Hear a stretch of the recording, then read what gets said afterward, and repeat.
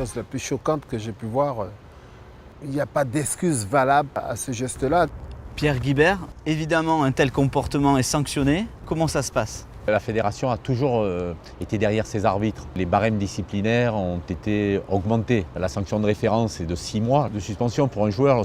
Mais lorsqu'il y a coup, brutalité, après match, les sanctions sont encore doublées. Beaucoup de ligues et de districts ont augmenté le barème pour éliminer les auteurs de coups arbitres de tous les terrains. Un dirigeant aussi, il encourt des peines. Un dirigeant, il est là sur le banc, il doit être exemplaire. Et croyez-moi, nous, lorsqu'un dirigeant touche un arbitre, on fait en sorte qu'il soit plus assis sur un banc le dimanche. Les choses sont claires.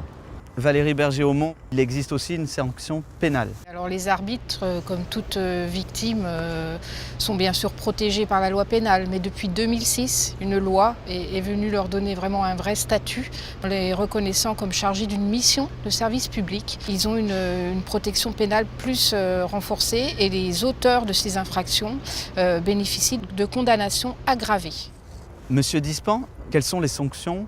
Ce sont des peines qui restent très lourdes. On peut aller jusqu'à 15 ans de réclusion criminelle ou 150 000 € d'amende. À titre d'exemple, un coup de pied dans le dos d'un arbitre a été sanctionné de 6 mois de prison ferme et de 5 ans d'interdiction judiciaire de stade. Ce sont des infractions d'une extrême gravité et qui sont très sévèrement punies.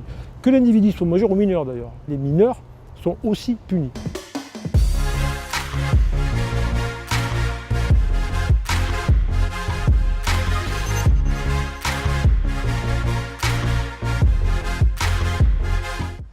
Monsieur Desmarais, vous accompagnez des arbitres confrontés à ce genre de coups. On assiste tout de suite nos collègues, on se bat pour essayer d'éradiquer cette violence. Le procès pénal, vous les aidez aussi à ce moment-là ? On constitue un dossier juridique, on l'aide à aller déposer plainte, on l'accompagne également avec nos avocats jusqu'à l'issue du procès. Luc, s'il n'y a pas d'arbitre, c'est comme s'il n'y a pas de ballon, on ne peut pas jouer au football.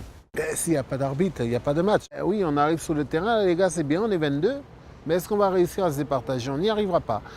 Alain Sars, qu'est-ce que nous pouvons envisager ? Qu'est-ce que vous envisagez ? Pour lutter contre ces incivilités, il suffit de demander aux joueurs de se mettre en position d'être arbitre. Et c'est ce qu'on appelle l'arbitrage des jeunes par les jeunes. Et ça passe par le programme éducatif fédéral. Le jeune joueur va se rendre très vite compte de la difficulté de la tâche. Ça va améliorer la culture footballistique et tactique des joueurs. Et l'arbitrage, ça peut être une passion pour le jeune, une vocation, mais c'est important pour lui-même aussi, pour sa vie de jeune, c'est valorisé. Voilà, quand on met qu'on a été arbitre de longues années dans un CV, honnêtement, je connais, pour avoir discuté avec pas mal de chefs d'entreprise, que ça les intéresse d'entrer. Ils se disent c'est déjà quelqu'un qui a pris l'habitude de prendre des responsabilités, de prendre des décisions rapides, malgré peut-être des fois des contestations. Et c'est franchement une école de la vie. J'ai eu la chance d'arbitrer au Brésil, d'arbitrer en Afrique, d'arbitrer au Japon. Vous avez vécu au-delà de votre passion. Exactement, j'ai vécu 2 vies en une et c'est grâce à l'arbitrage, effectivement.